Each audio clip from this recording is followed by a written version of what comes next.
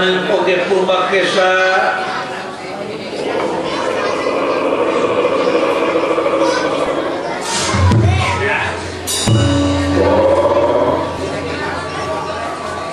Jepino damel ngahaturkeun nampi kana pembagi kalayan ngahaturkeun sebab bagus tuhjuk panjenengan Ratu ditampi nuhun pujastuti sampean rai sombong kalihna tieta atuh pilih kirang tata kirang titi duduga priyoga cologog sareng sajawina maklum ciri sabumi cara sadesa jawada tutung birita sacarana pilih ayat cara luka canak di desa luka Bandung di kampung luka tinggi di pakemitan pilih tesapu sarang mamanahan maklum anu disuhun kuesa kurang saling maklum semuhun ayana orang atuh puluhan Ratu Kersanimala ieu tuang putra parantos adi perpayunan salira panjenengan lo kapayun muju kadir kapayun kasene putra Gatot Kasan nampi kana pembagi kalian ngahaturkeun semasungkeun punya panjenengan penasa ibu miwa paman ditampi nuhun pujastuti hidup Raden nuhun kasih nuhun kalihna tieta aya pikesan naon ieu tua panjenengan ibu Kersanimala deuleungikeun sora bapana abong kena teng manuk teng bubenyit ada teng celeng anak merak kunjungan Ramana nyaeta Kakang Arya Bima teh kitu pisan soanteunna teh. Jadi piceun sasieun moh. Kesinoda marai. Jelaran dina waktu saena kurua dihaturan lingih ku ibu. Nyaeta aya hal-hal nu bade dibadantenkeun ngeunaan kajadian tuang Rama dikawin Kang Raka Yudhistira Wahidep Raja Amarta dugi ka tuang Rama paman Arjuna Nakula Sadewa ayeuna teh parantos sasatna 13 tahun nampi hukuman ti Kurawa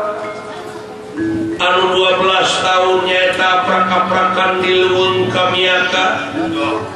anu sataun ayeuna diamur anu duka di mana ayana jeung kumaha nasibna bujang hingga kanyaring teu ngimpi-ngimpi acan di mana ayana telewodeh tina ngalangar pelaturan ngalangar kana skenario margi tuang Rama pangna nampi hukuman ti Kurawa teh teu kirang sareng teu langkung tina teu sapira main tina judi nyaeta tina guprut main dadu antara Pandawa jeung Kurawa. Pandawa diondang ke negara Astina ai diondang teh nya diajak main mimiti tina duitan tina 1000-an nepi ka ratusan ribu nepi ka jutaan nepi ka miliaran nepi ka negara Amarta diborohkeun kana main dadu atuh plosek ka laut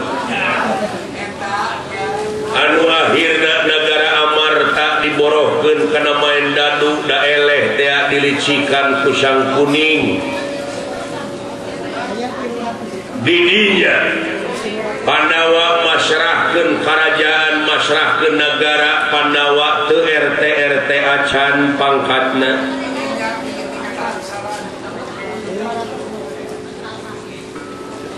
tayeu teh sawatara tina saeutik tina teu sapira tina ngicip-ngicip barang anu teu sapira anu dilarang ku agama jeung dari agama. Kapan sidik ari judi teh ceuk negara teu meunang ceuk agama haram dar dipigawe nya atuh pupuh cilaka. Anu ayeuna Pandawa teu boga negara malahan geus teu RT acan pangkatna oge. Jadi budak bulian mun bulian teh mah nya hasil gempungan sarerea bisa negara amarta dipulangkeun deui ka Pandawa, tapi Pandawa teh kudu meunang hukuman heula, kudu cicing di leuweung kamiaka 12 tahun, kalayan ditamahan 1 tahun kudu nyamur, dina eta nyamur teh ulah kapangih, di mana kapangih keur nyamur maka Pandawa kudu balik deui hukuman kana 12 tahun. Karena di etang-etang dugi kaki wari nyamurna Pandawa teh nyaeta mengukur sasasih deui. Taku kituna Purbakesa ulah ayeuna mah urang sasadiaan da mulihna Pandawa teh moal ka mana lintang ti ka dieu da puguh geus teu boga nagara. Moal ka mana deui pasti ka dieu urang tatan-tatan sadiakeun tempat anu laluasa sayogikeun katuangan anu mergiji anu raraos sakumaha karesepna Pandawa dawuh paminten kedahnya yogikeun ai pais tongkol mah iya jeung lalap sambal we da puguh eta spesifik urang mah nya kabukti jeung karesep selera bangsa urang mah kitu we lauk asin nya lalap sambal ulah sote make ajinomoto sabab ngandung babi nya Aida starata maraja astina ngahalalkeun teh kana ajinomoto teh. Oda Aida starata mah teu neuleuh teu nyahoun urang. Ieu. Kitu.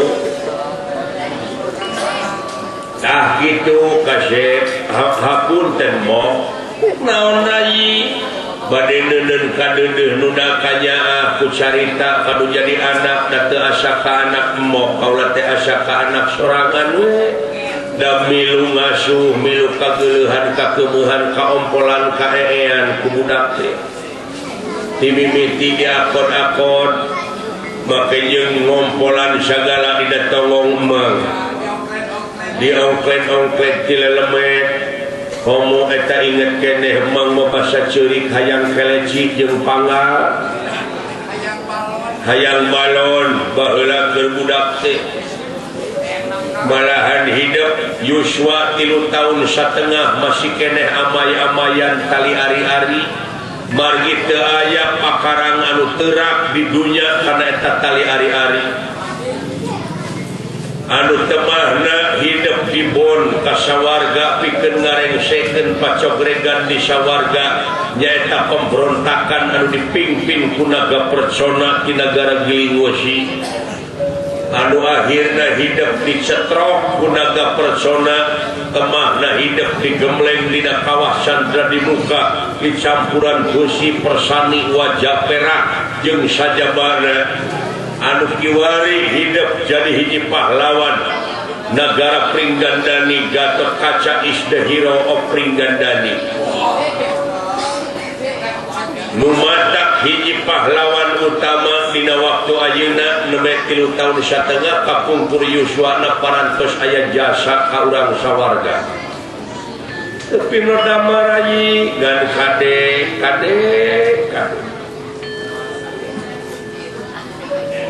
hampura mangkasih mangga teman